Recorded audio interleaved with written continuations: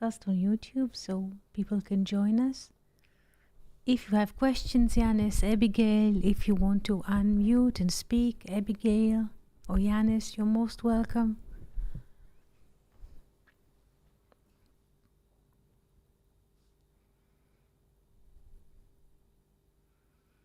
Today I would like to speak about Shet.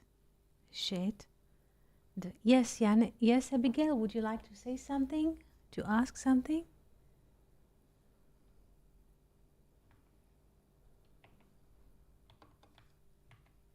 Shet, in English, his name is Seth, like that.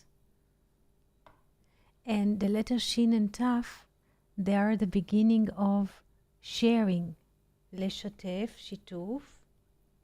Shatef, the verb is shatef, to share.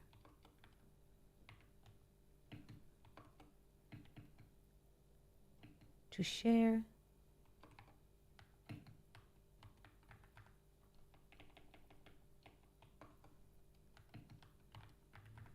To share. While Eve herself says that God gave me a base. Shat li. Shat is to give me a base. Shat is to give a base, to profound, to establish.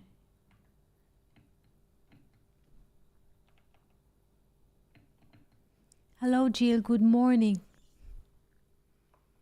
We are speaking about Shet, the third son of Adam and Eve, and the importance of looking at those names and see those names in a way in us. Yes, because the story is not about historical story, is just what happens to all of us, because this is a print.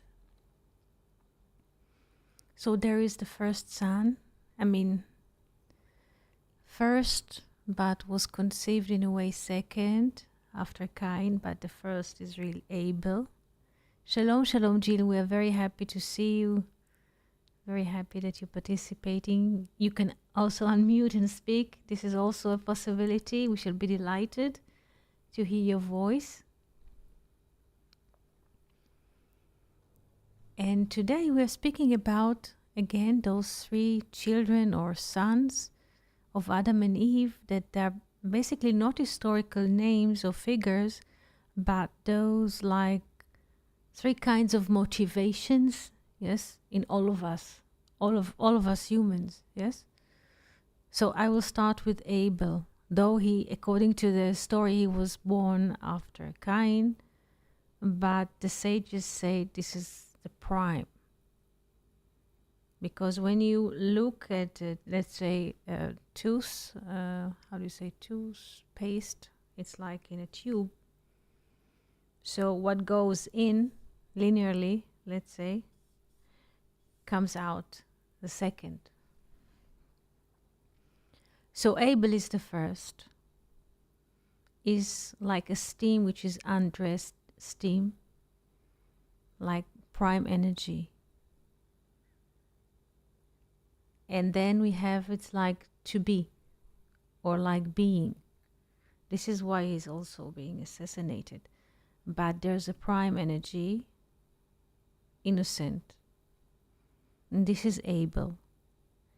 And then comes Cain, the sense of self-doership or self-doer. This is Cain. We could say, in terms of numbers, Abel is like 0, is nothing, while Cain is the one. I'm here, I'm the center, I'm the one who's buying, I'm the owner of land. This is why I have to kill my brother, because the land belongs to me, all earth, because nobody can share it. This is Cain in us. It's either him or me. And then comes Shet, the third, in a way, son, but it's not either or, like computer language, 1 or 0, Abel or Cain, because they are like canceling each other, either or. comes Shet, and Shet in us is the one who is capable of sharing in any form, in any kind. It's not the 0 or 1, just participating, because Shet is not just to share, לשתף, is also participating, להשתתף. There are a few verbs that you can compose from those letters: establish, profound, share, participate. And from Shet, those letters, comes humanity, Enoshut. Enoshut, humanity, from Enosh. You know the name Enosh, familiar maybe with this. And with this name, with those letters, by the way, it's not just the names, those letters, and they're marked by the numbers 3 and 4. Shin is 300, Tav is 400, or little numbers 3 and 4. And with those names, humanity starts. Yes, as a civilization. So again, I'm just repeating. Abel is the 0, it's just a being. This is why he is cancelled immediately. And then comes Cain with the self-doership. I am the owner, I am the doer, I am the landlord. And of course, if you just look at those names, the self-doer in us, or self-doership in us, canceling the being. Look at our behavior, or the way we think. We are usually associate, all of us, with the name that we received, with the circumstances. We collect those circumstances into a self-story,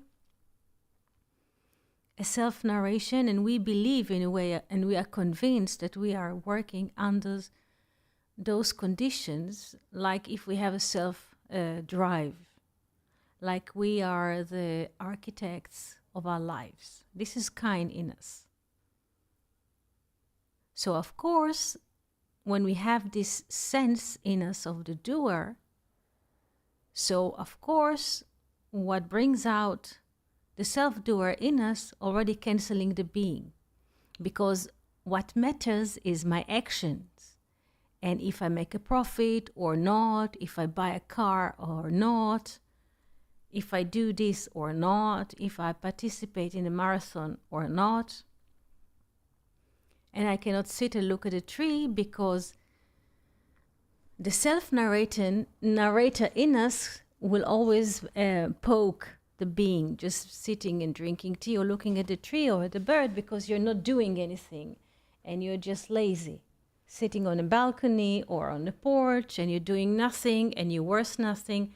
So it's not so much, again, about historical story that Cain killed Abel 5,000, almost 6,000 years before our times. It's just what happens inside. The self-doer, Cain, always abort, canceling, not considering the non-doing. Just sitting, drinking tea, looking at the bird.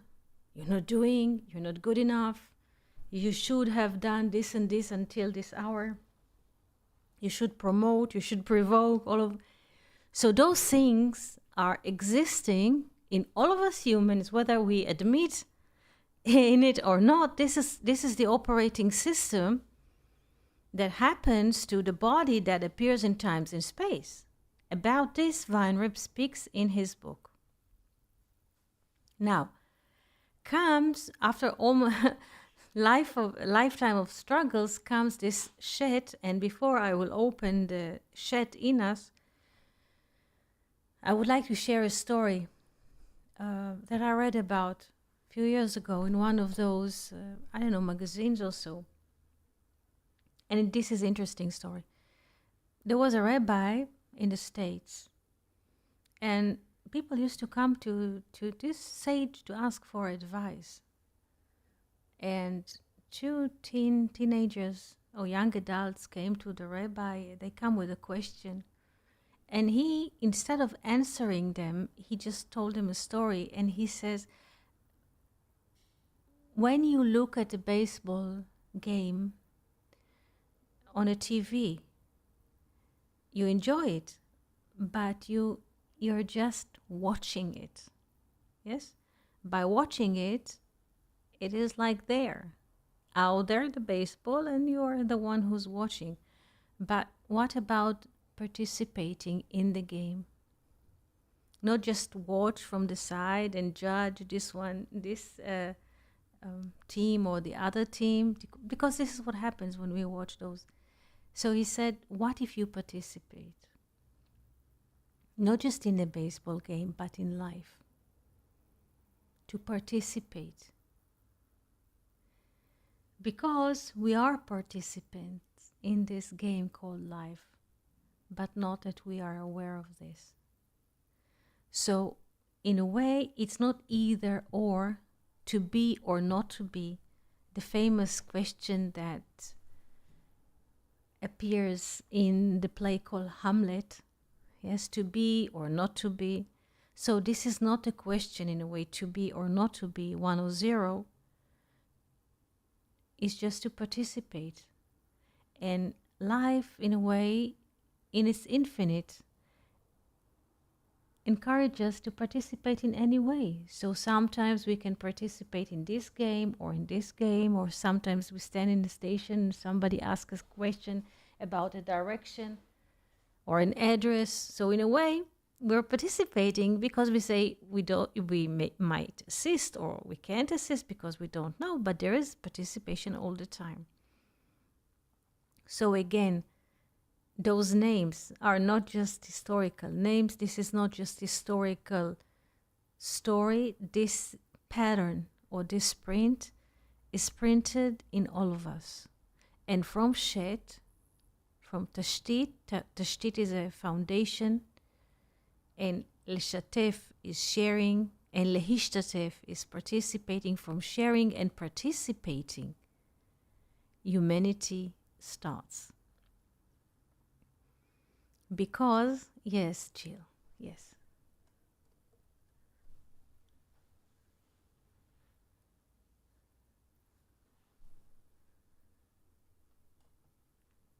Hello, Jill. I hope you can connect. Can you hear me? Yes, good morning. How do you do?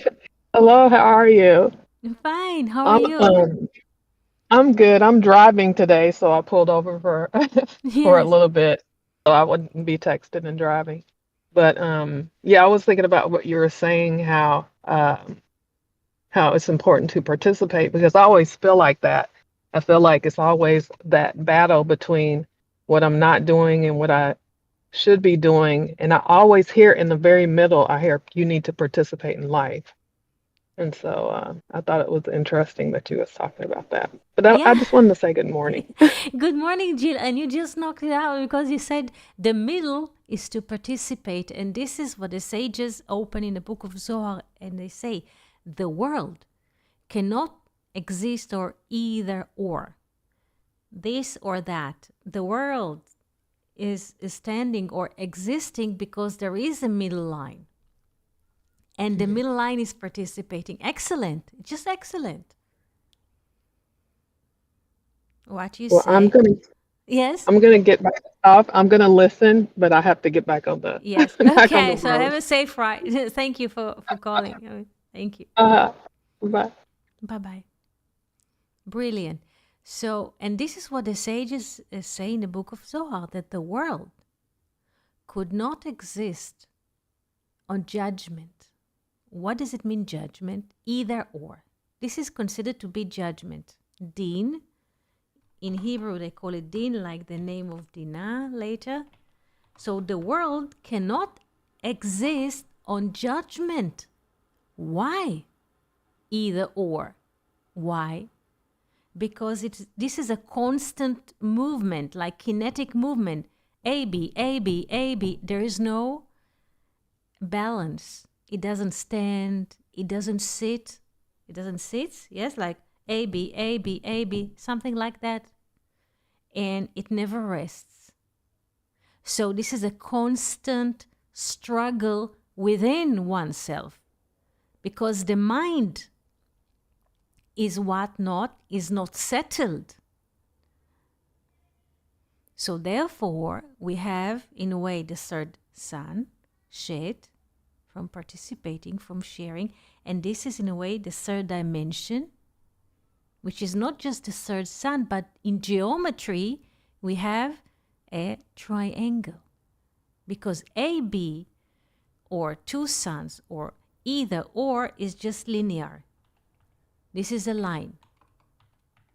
This is a line. And line has like two poles. Either or, tack, tack, tack, tack, tack, tack, tack, tack, tack, tack, and never rests. So in geometry, yes, this combat or this battle goes between the two poles or a linear way.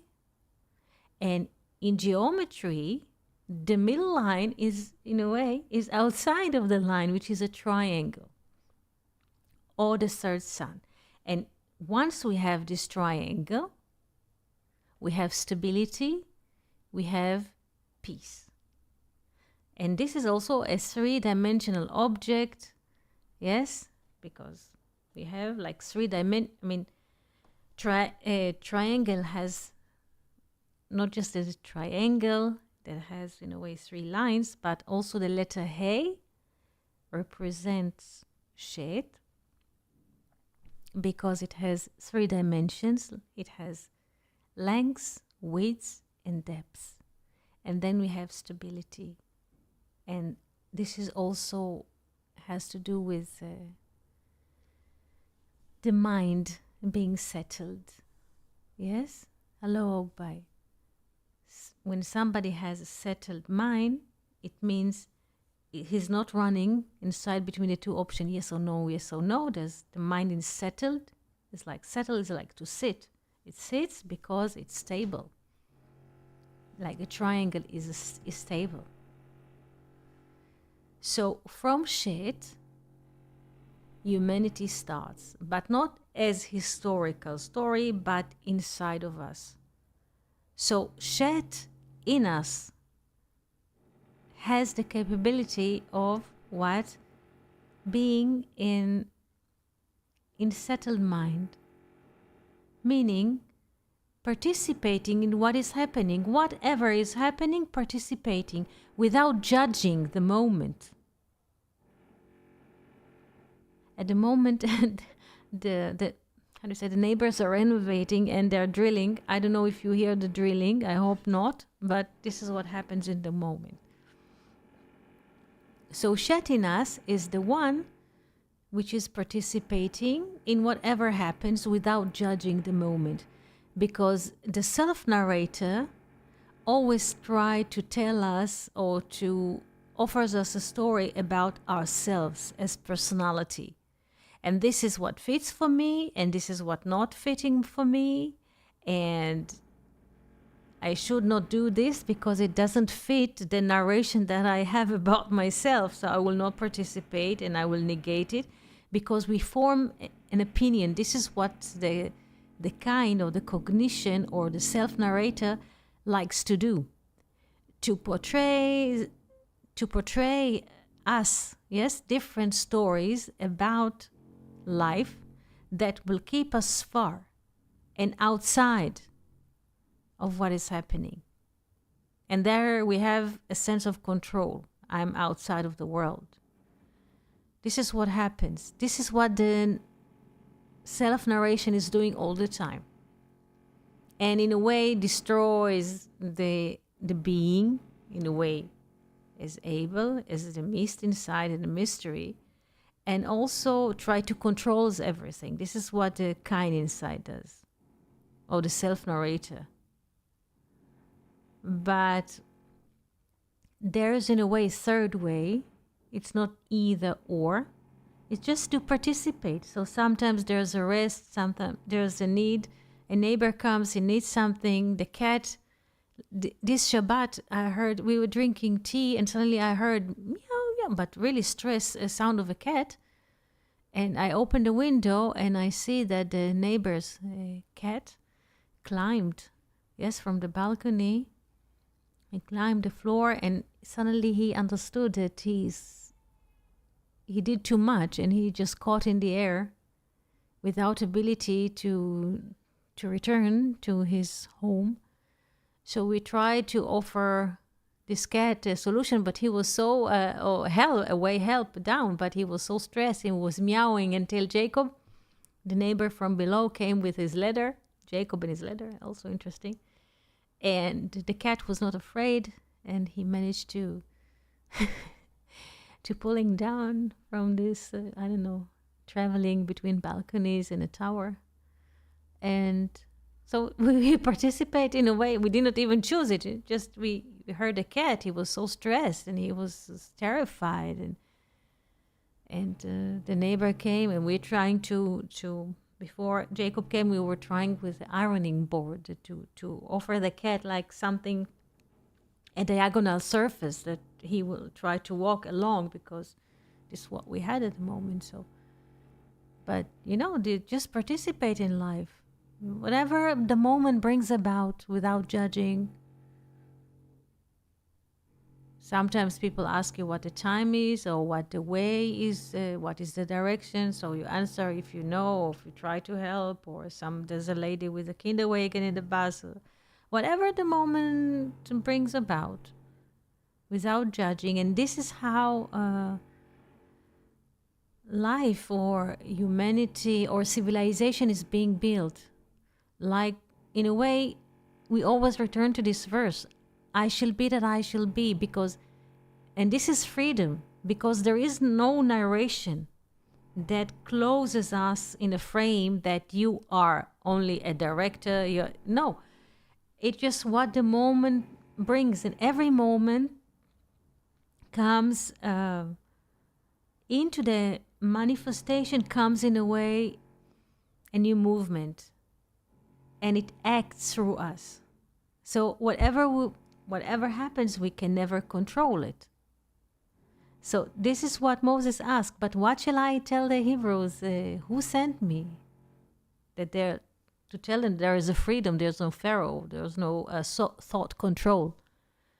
He says, I shall be that I shall be. Meaning, reality can come in any form, in any shape, not just outside of ourselves, but inside of ourselves. So every moment, a song can come out from us, a painting, a drawing, a new perception of reality. Because it happens all the time.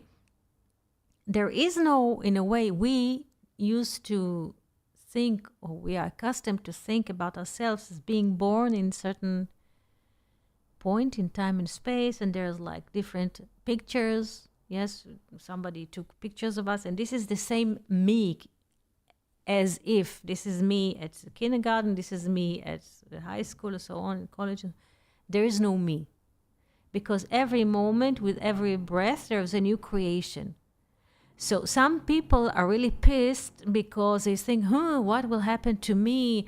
What about my life? Like if somebody's life is outside of the universe. No. There is no my life, because there is no life which is limited to my life or to me, because we are part of nature. We are the sun, we are the moon, we are the bee, we are the tree, we are the air. There is no something like that there's a man and a tree. Everything is one thing.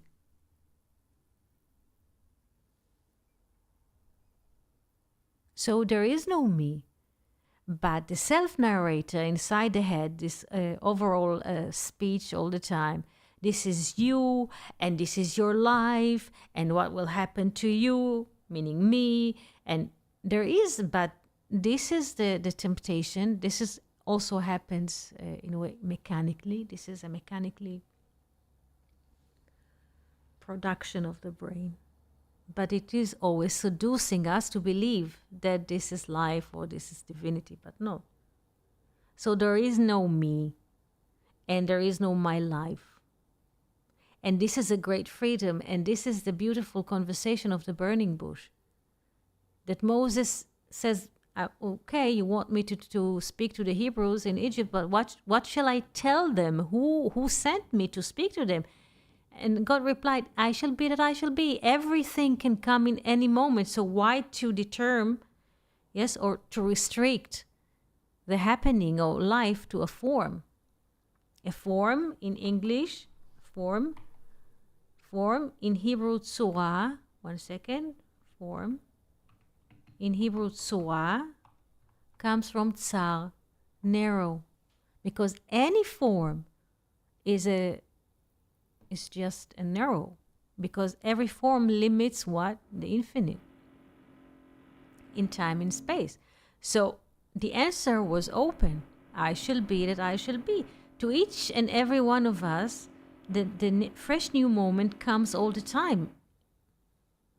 The thing is, the self-narration in the brain does not let us have this sense of refreshment that every moment is a completely new creation, because there's all the time radio in the background telling us, hey, you're John, you were born in 82, 74, and this is your life, and this is your job. This is the doctrine, and we are susceptible to believe that this is who we are, but we are not. Because every moment a new cell is being born inside, new air is coming, new oxygen. So every moment, everything is always shuffling. So how can we say that we are historical figures? Like, are we what? Mummified living? Cannot be. But the brain will always suggest to us, and we shall swallow this temptation that we are a historical figure, or there's me, or is it some kind of a special narration that defines me specifically outside of humanity. Like, if I'm a special name or figure, does not exist in nature.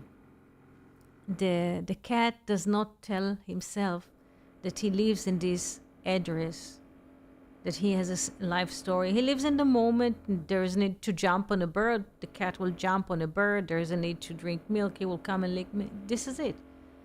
But the brain, which is supposed to naturally in life protect us in the case of danger, because we used to once live in danger, and if comes a panther, so you have to hide and to jump, and all of those things that used to be, good morning, Fernando, were still is necessary for survival in the elements.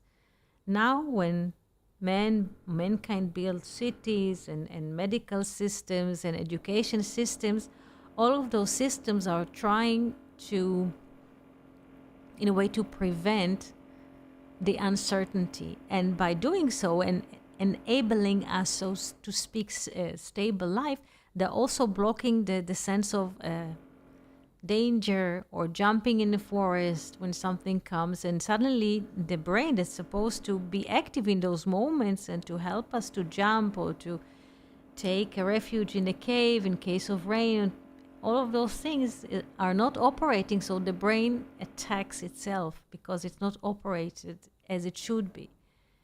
And we are susceptible to receive the story that we are the narrators, we are the creators of our life. Of course, it's not true. So it's quite simple. So, Fernando, we were speaking about the three sons or children of Adam and Eve, not as historical figures, but streams of consciousness that are moving through us. There is Abel, Shalom, Shalom. There is Abel, the just being, and there is Cain in us, the one who has a self or sense of self-doership, Cain. And in a way, there's a constant kinetic movement between to be or not to be, either or, 1 or 0. And this, in a way, it's a linear thinking. It doesn't give us much rest. And Jill also was speaking before, to do or not to do. And then comes the third son, Shet, which means both to participate and to share. And Jill said that whenever she has a debate inside, to do or not to do, to be or not to be, comes a third voice, which in the middle, which says just participate. And from Shet, from this participation, in a way, humanity starts. Because before Shet, before we have this middle line or the triangle, as a form, everything is running between the poles, running all the time. 100, 100, 100. And this is not just, in a way, a sharing of historical story. This is happening in all of us, all the time.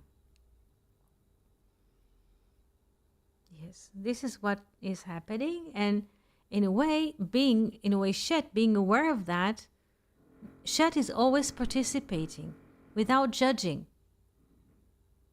Comes the moment, somebody needs help, you help. Whatever comes, without judging, because every moment a new life is streaming from the infinite. And we are just what? Participating. And by participating, new worlds are being built.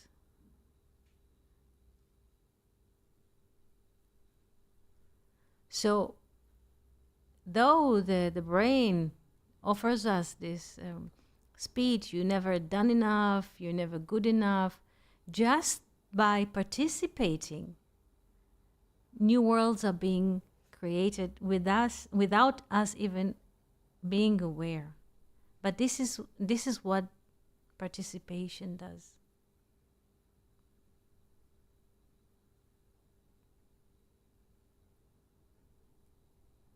Questions?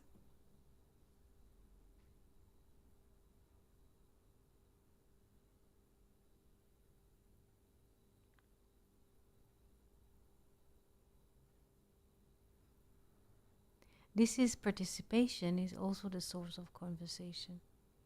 Because when we read the Bible, we notice that Eve ate from the fruit and offered Adam. Adam did not speak. So there is just, in a way, no conversation between the two. And with Shet, we have the beginning of participation, the beginning of conversation.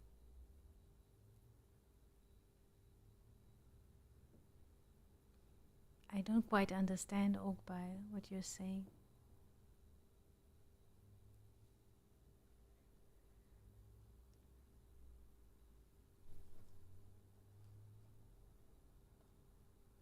In some part of the Midrashim, we shall find that Moses, in a way, is a corrected element of Shet.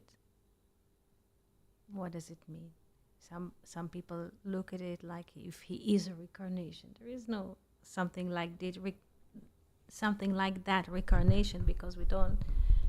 Nature never clones things. So, but the ability to participate, when the Midrashim, when the Lord are saying that Moses is a corrected version of Shet, what does it mean? It means that basically Moses is participating in the life of the other. It's just a participation.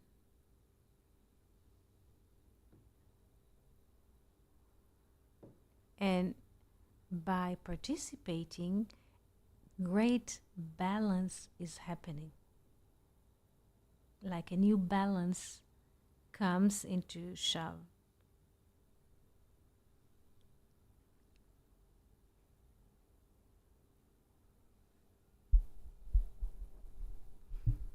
Yes, Fernando, would you like to unmute and speak? Can you open this topic? It's the first time we can hear it, so if it's possible for you to speak, thank you.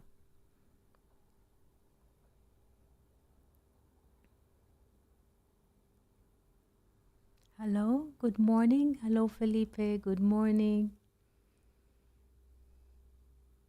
Shalom, Eti, can you hear me? Yes, I can. We all can hear you. Thank you for logging in.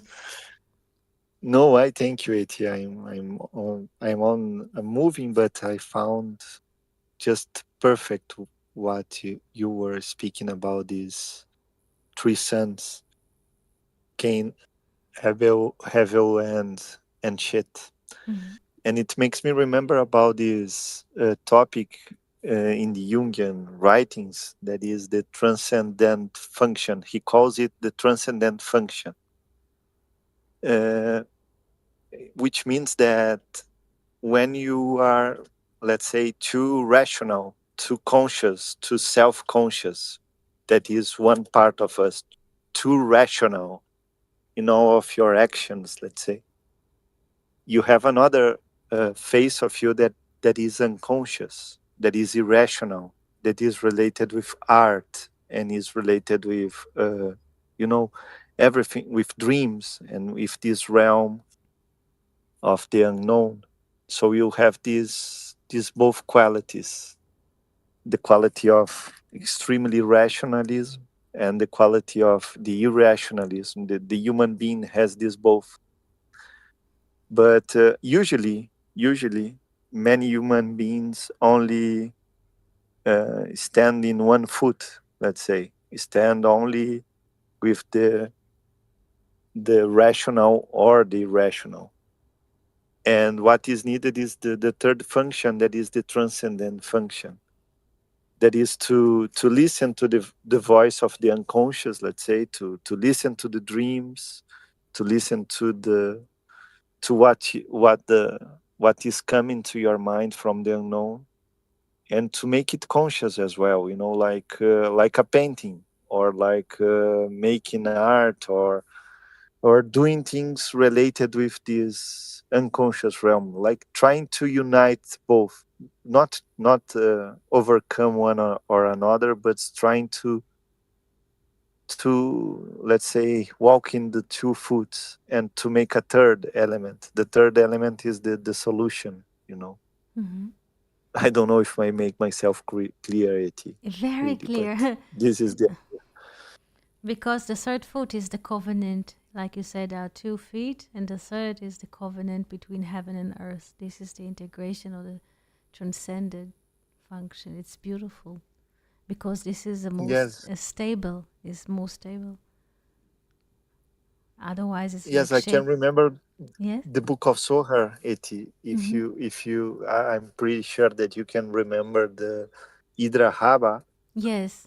the great assembly that the sages start speaking, that we till when we gonna uh, walk only 1 foot and deny Hashem.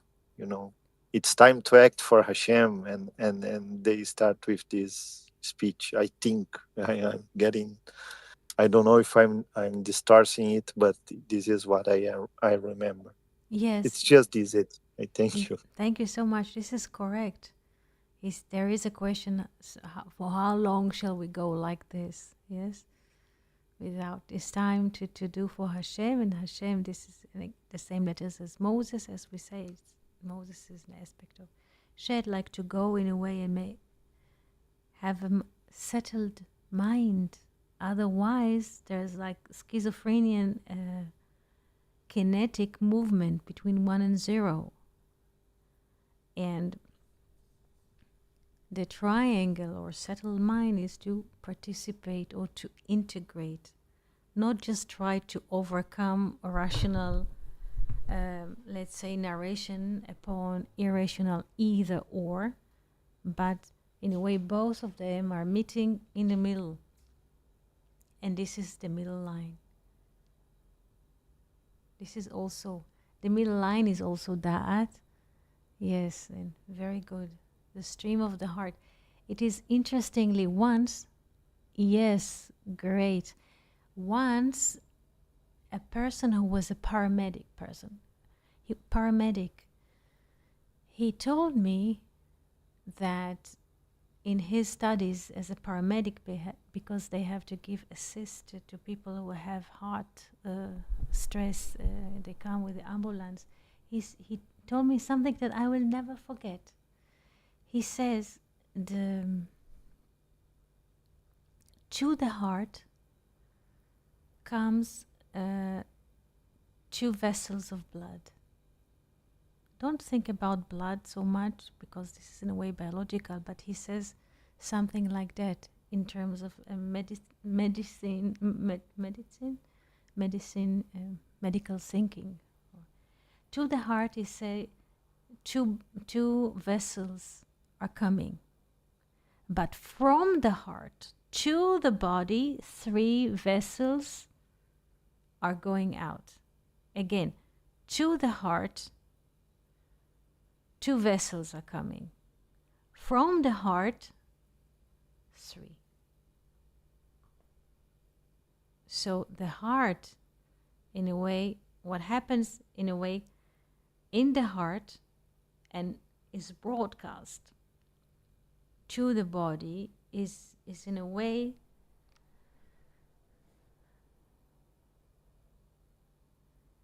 a settled mind. This is why the heart is so important. Not in terms of only the center, but whatever comes from the head, from upper realm to the heart is the moach, the mind also comes with 2 duality. But what goes out from the heart, also the speech, yes, is 3.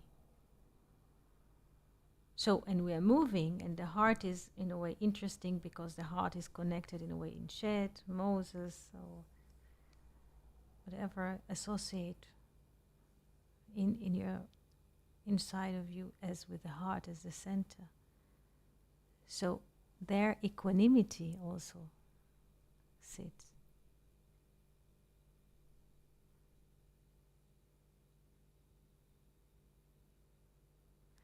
Because also the heart is being in time and space.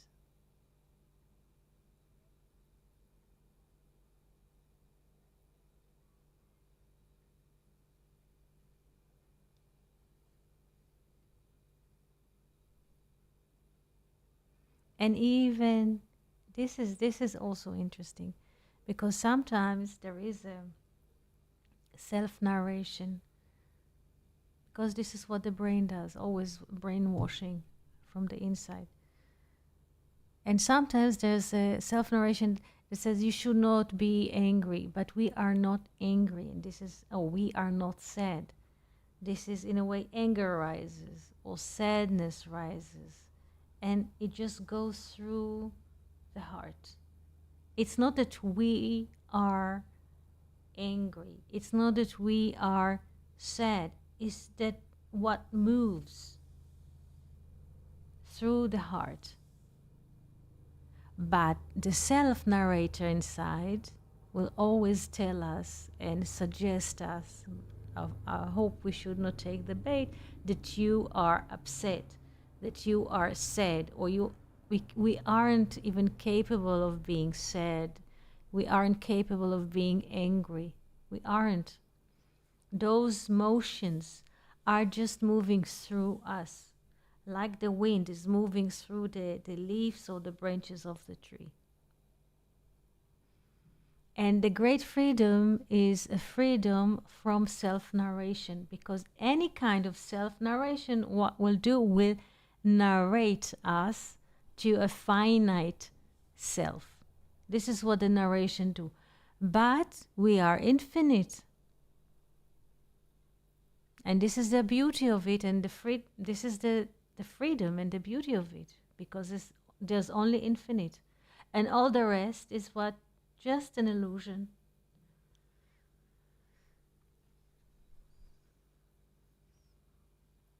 And with this beautiful session, I would like to greet and thank each and every one of you for participating here, and wish you a very good weekend. Shabbat Shalom. See you soon. Yes, and wishing you infinite miracles. Thank you so much. תודה ולהתראות.